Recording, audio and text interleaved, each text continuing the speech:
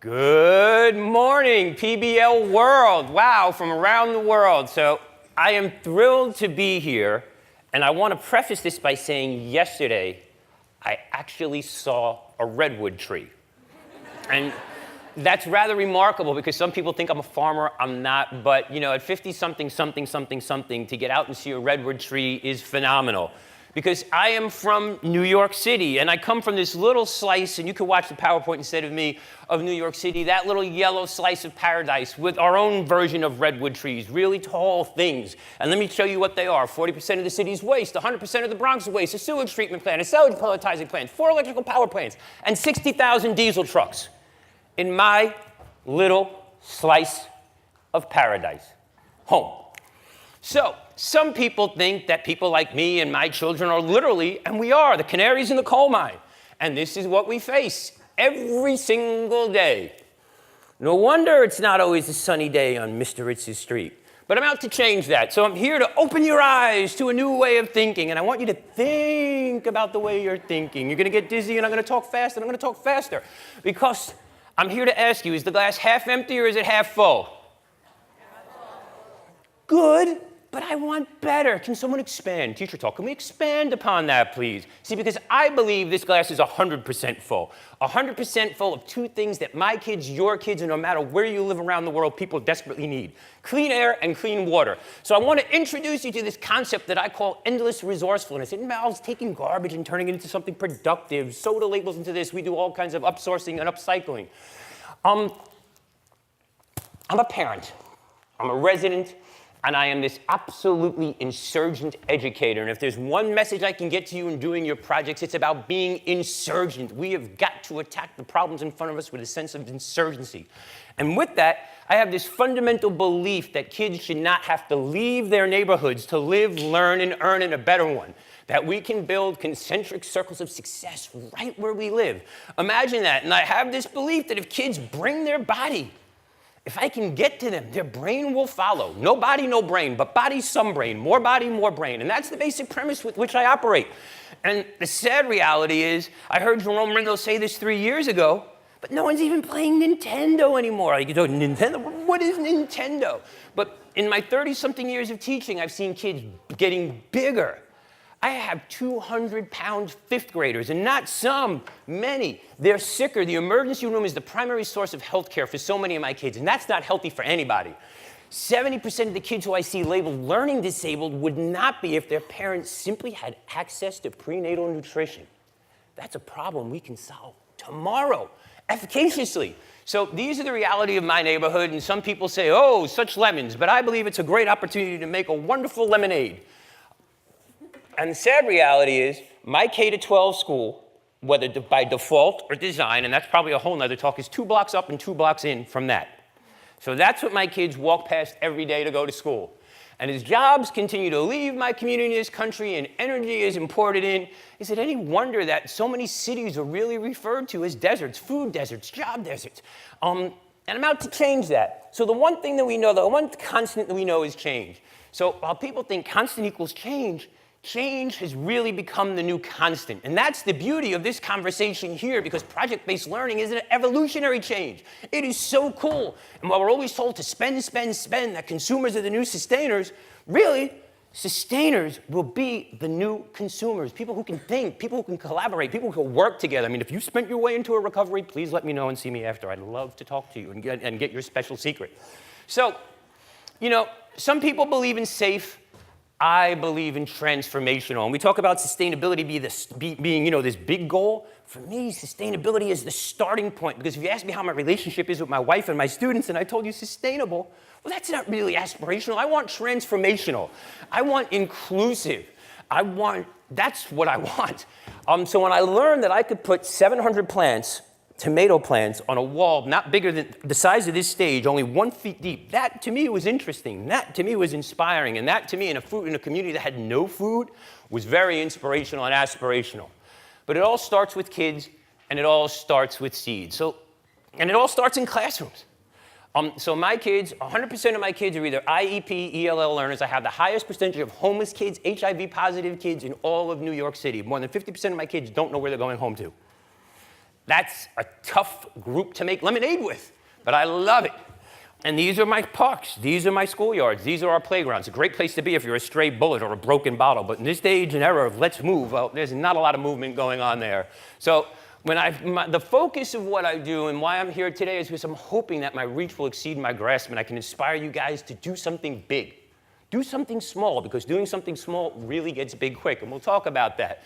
But it all starts with kids, and it all starts with plants, remarkably, in the South Bronx. And here I am in the agriculture center of the world, right? Napa and oh, it's unbelievable. But the cool thing about plants is that they really grow. And they don't have eyes, and they don't float at the top of the tank when they die. And remarkably, you can really grow things. So I like things that grow. And you see how attentive my kids are to plants because they really succeed, and they don't even know that they're succeeding. So I started growing all these parks and farms across the Bronx, except I don't like being outside. Still, I'm a city kid. And I wanted kids indoors, because it's great to get them to the park, it's great to get them outside, but what about those 9 other months? So to take this wall and put it inside, lo and behold, I gave birth to the first edible wall in New York City. So when my kids are hungry, what do? We get up and eat right off the wall, and we grow food all year round. And then I started partnering with real kind of authentic learning tools, like measuring the sun and real 21st century project-based stuff. And the kids took to it. And they took to it so much that we became the youngest nationally certified workforce in America. We started installing walls that look like this, designing them with computers and plants and doing commercial logos and putting them up in places you couldn't even imagine. And then closer to home, when the Board of Ed got hip, I started taking institutional buildings and turning them into food warehouses and really looking at doing 21st century stuff like retrofitting with lights and LED stuff, stuff that kids could put their hands on. And they represented jobs that couldn't be outsourced. So, I always say the greening of America starts right here with the pockets. Because if there's lettuce in your pockets and cabbage in your pockets, my kids tend to be much happier. And then it starts with hearts and minds. And this, my friends, is my tool of mass instruction. For college-bound kids, I have a bigger one and a couple of extra ones. But for the most part, this is my big tool of mass instruction. And this, ladies and gentlemen, is my harvest in my classroom. This is in the South Bronx, and this is the food we are growing year-round in the South Bronx. Now, where does that food go? Well, in my bulletproof school with no, scanning school, it goes right into the cafeteria. So we're sitting there cutting and learning how to cook. And my heirloom kids, I like to say, are making heirloom sauce. And we're putting it into the cafeteria. We're flooding our school with fresh, healthy food. And that's the youngest nationally certified workforce in America on the roof with our Bronx Borough president celebrating the glory and bounty and the diversity that is Bronx County. Now, I call this from South Bronx to Southampton's, my Jefferson's moment, for those of you who remember that show. Because when you can take kids who come from an environment that looks like the one I showed you and get them to design landscape and install it for living wage, that to me is what we call a si se puede moment on my neighborhood. The following summer, we moved in and we started building homes, $1 million homes, and these were my kids who would formerly probably want to go and rob places like this, now building them. And again, when you talk about the academic Common Core alignment to things like this with kids building this, growing it, installing it, and let me tell you something, my kids, those pants stayed up. We moved into the Hamptons for the whole summer. We learned how to surf, and we paid rent, and those kids' pants stayed up. It's rather remarkable, and this is what we built, and this is what we do.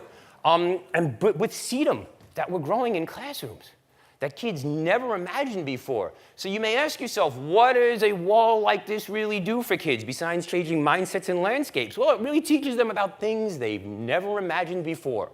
And that, as an educator, is all I ever want to do. But closer to home, we started realizing, and this guy said, hey, Steve, you've got this great workforce. Let's start taking over abandoned buildings, because I'm about a triple bottom line close to home. It's great to go to the Hamptons, but what about my homeless kids? So we started getting our hands on abandoned buildings. And these are jobs that will never be outsourced. So my kids are now learning jobs at living wage skills that will never, ever, ever be outsourced. And when you can take abandoned buildings and turn them into exteriors like that with interiors that look like that, it's what I call a si se puede moment. And you'll see, this is the first on the left, the first kid in his family to have a bank account. The one on the right is one of my best installers. 3 languages he speaks, and he travels all around New York City working with kids from Africa and Ghana, teaching them one of the most important things, how to grow food efficaciously. So this technology that we're debuting in the Bronx is really changing the world. Go figure, we're farming. Who could believe it? So when CNN called me and said they wanted to come down and see my farmer's market, I said, come on down. Why not? It's unbelievable. I know, I'm sorry, a little corny, but it is unbelievable. But when kids from the poorest congressional district in America can take their technology and install it in the heart of Rockefeller Center, in the highest retail strip of America, that, to me, is a true si se puede moment. That is project-based learning. And again, when kids, my special ed kids, my special needs kids, my English language learners can design, plant, and build a wall and install it in Rockefeller Center, that is jobs today, that was jobs yesterday, today, and tomorrow. And that is a si se puede moment. And that's actually generating jobs. It's generating income and really teaching kids to think about the way they think about the world, which is what we get up every day charged to do and hope we can accomplish half of it. So I think it's rather scholastic, and so did they. I got to speak there too, and that's me with 72 plants, talking about how I'm going to turn that into some of the world's best salsa in the middle of the South Bronx, and I'm happy to sell you some if you want. But when the state senator and Bronx borough president come to my class to acknowledge my kids, it's proof that the Bronx can change attitudes now. And I'm here to tell you the Bronx can change America now, because as the health of my kids go, so goes the health of New York City, New York State, and the nation, and that to me is important. So for me, it's really about literacy. It's about moving kids, expanding their palates and expanding their vocabularies. But sadly, and for many of you, you're raising kids who grandma's raising, single-parent home. Many of my kids are being raised by grandma. So I said, interesting project. If I could feed grandma and get them into school, culturally relevant school, I could probably get them to sign off on the IEP, give them the homework packet, have them tutor, give them a computer, do all kinds of stuff. So when we started feeding grandma, it was a game changer, because the reality in my community, it's not a matter of if, it's a matter of when the police come. But when Granny comes, it's a game changer, because the rash of handcuffs yields no power to the swing of a cane. And when Granny comes, trust me, I love that. So I realized that really I was doing much more. I was growing for justice. And again, my kids, and this is my older age kids who came from this rash I call handcuffs, and we'll leave it at that, are now installing hundreds of gardens around New York City for free. We got sponsors, and we're putting gardens. And when you have an inclusive moment like this is what I call a si se puede moment. So I got involved with this concept of designing a strong, healthy New York. And a lot of it involves accessing free online resources. And to me, that's critical. Free online. Online, free. Free, online. I'll say it, I don't have to say it again. And what do you know, 6 months later, me and my beautiful slice of paradise in the South Bronx had the greenest, healthiest classroom in all of New York City. Rather remarkable, considering no one gave us any money. And the craziest thing is my kids from the poorest congressional district in America started sponsoring Haiti. They started sponsoring Japan. We started sending food and clothing and raising money to send around the world. So if my kids could do it, your kids could do it, everybody's kids could do it. And lo and behold, we realized that there was something green for everybody. And we gave birth to the Green Bronx Machine. And we have it all stranded out into all different kinds of projects, all different kinds of strands of learning, all different curriculum, all different things. Because in this age of STEM, what I love about project-based learning is it really becomes STEAM. And what is STEAM? Well, the A is for art, aspiration, and advocacy. But simply put, the kids even designed the t-shirt I'm wearing. I mean, when we talk about child labor, we talk about sourcing, we talk about ink, we talk about where it's produced, how it's produced, markups, everything. The kids market it, so I'm like one big marketing shell. But that's okay, because what does it also look like? Well, it talks about taking pizza boxes and designing them into chairs. It talks about redesigning my community in ways that kids have never imagined. And that, to me, is the most critical piece. See, because my school is 2 blocks down and 2 blocks in. At the bottom of that hill is that big ball of garbage. So when it rains, this is a tough place to live. I mean, look at it. This is a tough place to live. It is hot as hell in the summer. It is cold in the winter, and when it rains, that water goes right down the hill into that garbage surrounding New York City. That's not healthy for anybody. So we got involved with a little bit of art and a little bit of advocacy. And what do you know? Lo and behold, we wrote the grant, we got involved, and we started building. And I get emotional because this is that block. Last summer, marching up, and here we are marching up Hunts Point Avenue. And what's the craziest thing to see? Yeah, thank you. And in the 60s and 70s and 80s, when one business left and one family left, now you see business after business coming back, because this is the new Bronx. And you don't have to live here. You can be an absentee landlord, because those roofs used to be 160 degrees in the summer. It's a lot of electricity. It's a lot of cooling. It's a lot of heating. Not anymore. That's jobs then, now, today, tomorrow, and this is my new Bronx. So what does it really look like for me as a teacher? Well, these are my little future farmers. You know, we're pulling up blacktop. And when kids are involved like this, it's a game changer to get them involved at this young, tenacious age. We're raising teepees in the middle of the South Bronx. We're really getting back to our roots, and this is the work that we're doing, which is rather remarkable in the most urban, dense city in America. And without a food stamp or a fingerprint, my kids are feeding hundreds of people year-round. So click my heels, Dorothy, I'm home. This is my new South Bronx. I am home. And no more little Knicks, no more little Nets, no more little Spurs or Miami Heat, no more little Yankees. I want little broccolis, little mushrooms, little kids to aspire to things that they've never eaten before. Kids who understand that you can grow tomatoes in your front yard, in your backyard. And again, when Jose pays attention to detail like that on cucumbers, and Omar and Henry can tell me that cucumbers come from, that carrots come from under the ground instead of aisle 9 in the supermarket or from the food elves in Costco, to me, that's a victory I love. I mean, this is what we're doing in my classroom, and more importantly, we're getting me out of the way and getting kids. When big Jose is accountable to little Jose and vice versa, it gets the teacher out of the middle. I just become the conductor of an orchestra I can't play an instrument of. But most importantly, I have my kids teaching little kids and little kids teaching my kids how to shop, how to make educated decisions, how to use their food stamps and their benefits efficaciously, productively, and in ways that really transcend everything that we're trying to do, because my kids need this nutrition at the critical point in school to get their little brains working properly. So these are my kids. This is my classroom. These are our project-based learning, whether it's taking cinder blocks or, you know, Christmas graffiti or Christmas bells, ho, ho, ho, we built a reindeer. These are our edible walls. These are my kids, Cinco de Mayo. Now, we're going home every 30 days with bags of groceries. Now, realize when you have the poorest congressional district in America and no fresh food, this is a game changer, and the kids are doing it themselves. We're growing pumpkin patches on the top of the 4 train. I believe every kid should be able to pick something. So we get up there, we farm, and guess what? That's her first pumpkin pie that she ever ate for Thanksgiving. And that, to me, is important. Also, for the rich and affluent, in case any of you are, we install koi ponds. We travel, so we do, you know, we're licensed, bonded, and certified. We come, we install koi ponds.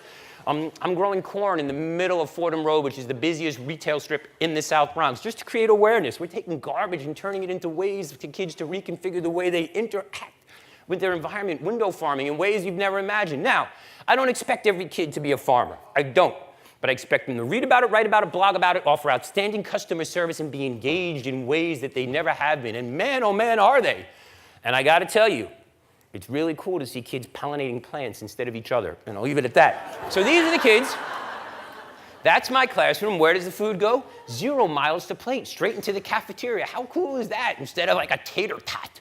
This is going straight into the cafeteria on a daily basis. The rest goes to soup kitchens locally, feeding families, because sadly, it's now more about families than the addicted and the alcoholics. 20 years ago it was very different, but now many of my kids are eating in soup kitchens outside of school, so to get them healthy food is critical. And here we're showing, hey, listen, no Air Jordans were ever ruined on my farm. Your sneakers and your uniform can coexist peacefully with my farm, which is kind of cool. And I'm showing that the basketball court can coexist with 2,200 pounds of tomatoes seasonally. Rather remarkable.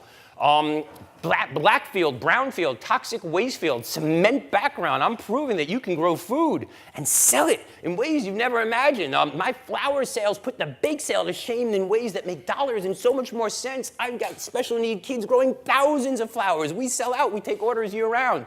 And again, when you can bring kids, this is what I call a former 911 moment. When you can bring kids from as disparate a background together to do something as productive and proactive as this, that's remarkable. So let me tell you about the kids. From 40% attendance to 93% attendance.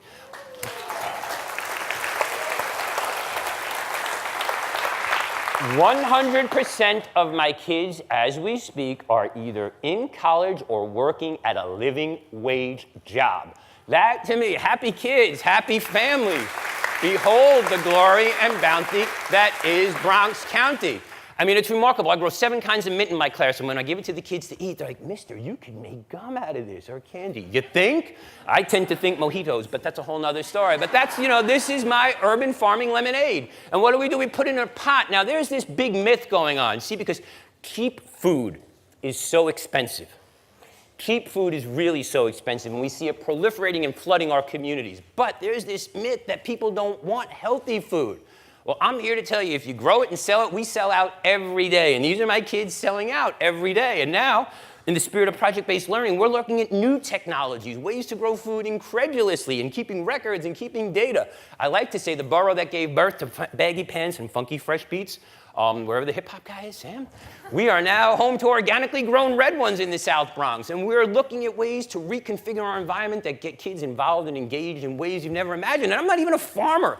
Guys, 10 years ago, I couldn't even tell you 10 kinds of vegetables. Now I'm growing like 17 of them indoors in a new site. So 30,000 pounds of vegetables later, my favorite crop? Organically grown citizens, graduates, members of the middle class, kids who are going to college. And again, we're taking abandoned lots like that and turning them into this, freestanding economic entities that offer living wage jobs, sell half the food for add value to keep us going, offer medical benefits for those who need it, and then flood the rest of our community with healthy food for pennies on a dollar. Win, win, and win. So there are some people who see barriers. I just see every barrier as an opportunity to grow a nice new green wall and keep feeding people. So no matter what city you're from, no matter where you're from, I believe that we're all dedicated to making health equality a reality across the board. And together we can do that. So when you teach kids ownership and have them look at their communities, they reconfigure them and they redesign them. And the model is simple. Propagate, cultivate, and replicate. It's real easy. So I've got a lot of energy. I'm hoping you can use it. Please plug into me and use me as a resource. But I want to show you 5 days in the life of a seed, because it's rather remarkable what can happen in 5 days. Now I want to show you 5 days in the life of a Green Bronx machine. That's 5 days growth. 25 days later, that's a whole lot of lettuce. That's a whole lot of money. That's a whole lot of happy kids. No wonder we are Bronx proud. I like to say we're farming and you know it. Wiggle, wiggle, wiggle, wiggle, wiggle. But the big problems in America. I picked an abandoned building. This could be anywhere. This could be Detroit. It could be Chicago. It could be a warehouse in LA. It could certainly be Detroit 10 times over. I was just there. But I don't see that as an obstacle, because guess what? I'm taking buildings with good bones and just having my kids grow indoors. And those walls spread so kids adults on wheelchairs, kids who can't be outside. We're growing food in 330 square feet that is feeding tons of people, and we're doing it year round. And there it is, my tomato vines, and those walls pushed back, and it's kids showing up, kids who are engaged and involved and doing things that are really profitable, not only educationally, but economically, because really the spirit of entrepreneurialism is really critical to everything that we all do, now more than ever in this economy. And like Michael's bag says, just do it, and that's us with our Bronx grown broccoli, 14 stories up. So share your passion. I'm here to share mine. Please, I'm going to ask you to share yours. Please like my kids on Facebook. It's not me, it's them. Then you'll communicate with them, and they'll communicate with you.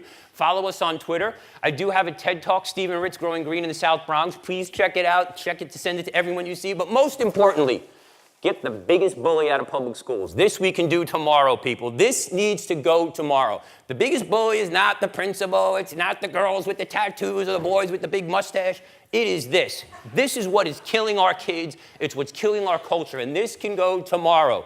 Teach kids to stay out of places that look like this. There's no happy ending here. There really is no happy ending. Model healthy eating. That's us challenging 99 cents of a competitor with 99 cents worth of locally grown food. It's kind of a better deal as far as I'm concerned. That's a 10-inch South Bronx pepper. Vegicate kids. Get them to a food stand. Have them become entrepreneurs and teach them culinary skills. When was the last time kids and families sat down to eat together instead of eating on the run or eating through a window? But most importantly, love them. Now, the beauty, if you will, of Hurricane Katrina and Hurricane Sandy taught us a couple of things as a country. And that is that no pack group can bribe the laws of nature. So to me, I'm very optimistic that we're going to have to get it right. And that's the biggest project of all, is really we're going to have to get it right. So I want us to move from a nation of red states and blue states to a nation of green states, living eloquently and ecologically in line with nature, reducing our footsteps. Why? Because we are Americans. Puerto Ricans, Mexicans, African Americans. Mama didn't raise a cant here. And that's what I tell kids every day. You are an American. We can do this. Now, the biggest challenges still to this day remain the environment, civil rights, and education. And that's why I'm thrilled to partner with the U.S. Green Building Council, because it is easier to raise healthy children than fix broken men. Start looking at your buildings as tools for retention, for inspiration, for aspiration. Buildings are tools too. We have tools of curriculum, but where kids learn matters. And if you reconfigure their environment right around them, they start to reconfigure their lives. Now realize this, the numbers are staggering. And what does it mean? It means that 25% every day, 25% of the population goes to school every single day. 50% of all Americans, 50% of all American households either have someone working in a school or attending school.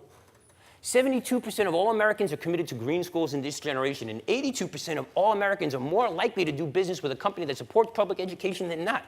That, to me, is market share. That, to me, is the greatest project-based opportunity in the world. Music, please. I'm here to tell you that opportunity is now here.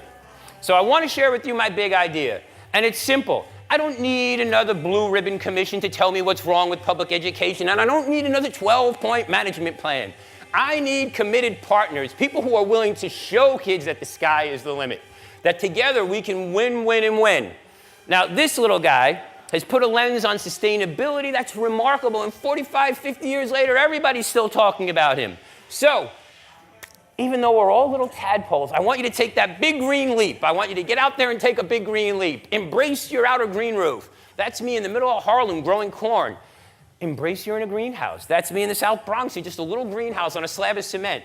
That's me in front of 25 feet of edible walls in the middle of Harlem under a train. Plant a seed, work with some kids. Every kid in America deserves an opportunity and experience like this. And most importantly, every kid in America deserves fresh air and clean water. We're making a movie, believe it or not. I'm trying to take this movement nationally. 2 weeks ago, remarkably, I was on the Today Show proving that it is entirely possible to eat yourself to good health right off a wall. So help me, help you, help all of us get to this side of paradise. Why are we here? People, today it's easy to design, build, and transform. Because social sustainability and living wage is at the heart of innovation, and that's really what we're all about here. So together, we all can prosper. A year ago, I gave a talk, my TED Talk, and this is the shirt that I wore.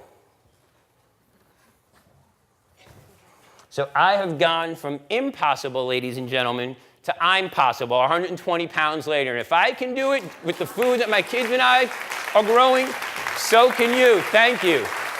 Now, the greatest resource that we have in this country is our kids. And as we all get ready to celebrate our graduations, I want to focus on the class of 2025. Take a look at them. They're an important group of kids. And ironically, or sadly, in the next 12 years, this generation will see the consumption of more resources than the sum of all of our ancestors. And that, to me, is kind of spooky. So that's our biggest project. We have everything to gain and nothing to lose.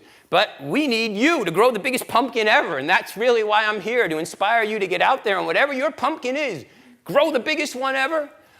So when I say people, you say power. People? Power. People? Power. Ladies and gentlemen, always get up every day and embrace yourself with this sense of endless resourcefulness.